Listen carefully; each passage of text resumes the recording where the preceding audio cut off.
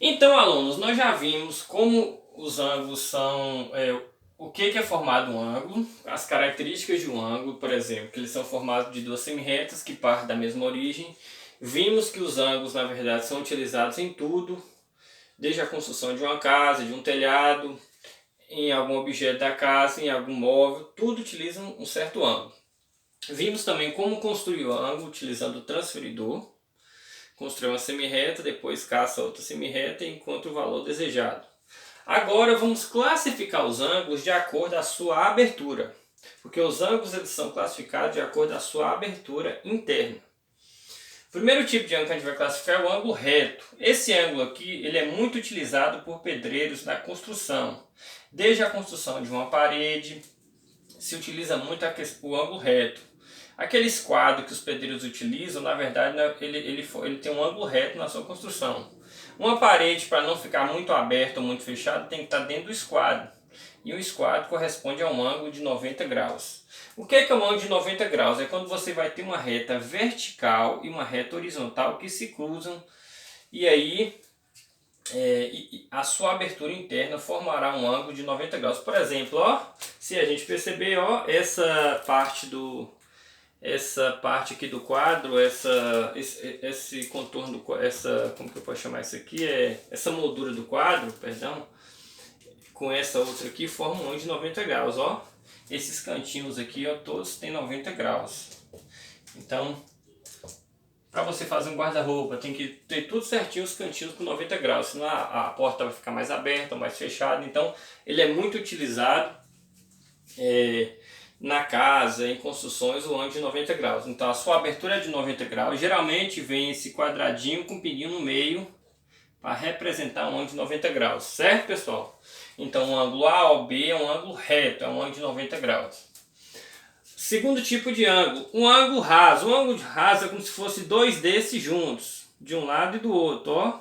Se tivesse um ângulo reto aqui, um ângulo reto aqui, aí os dois juntos formam um ângulo raso. Por que raso? Porque ó, tem um formato raso mesmo.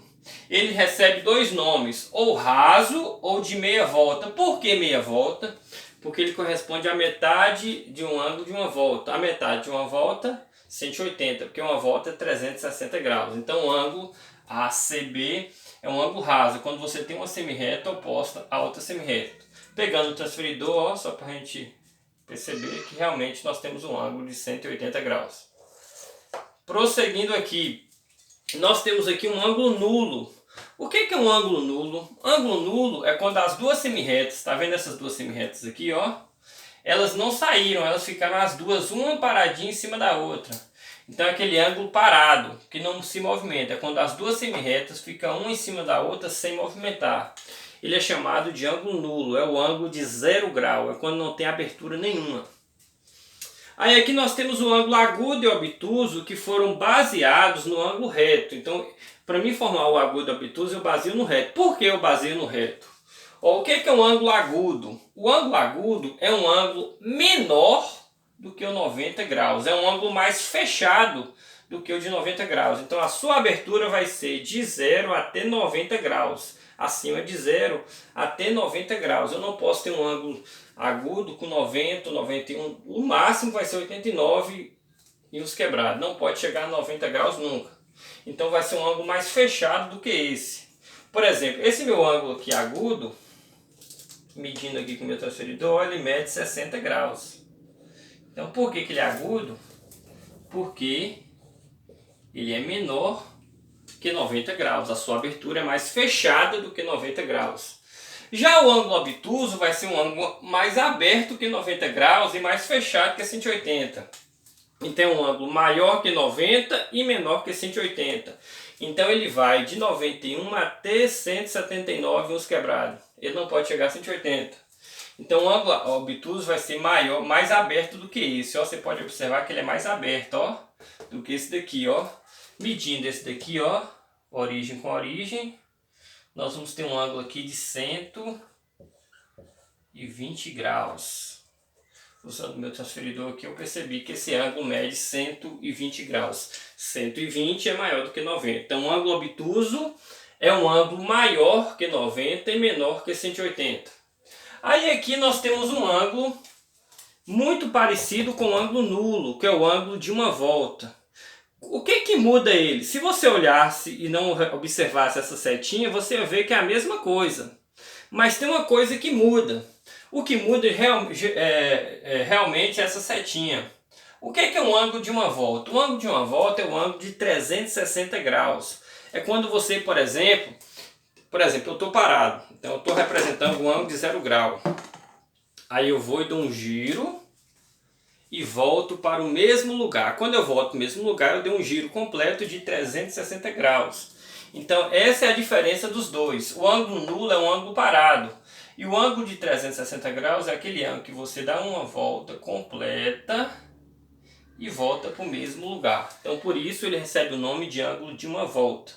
Então é o ângulo de 360. O que dá a ideia de ângulo de 360 graus?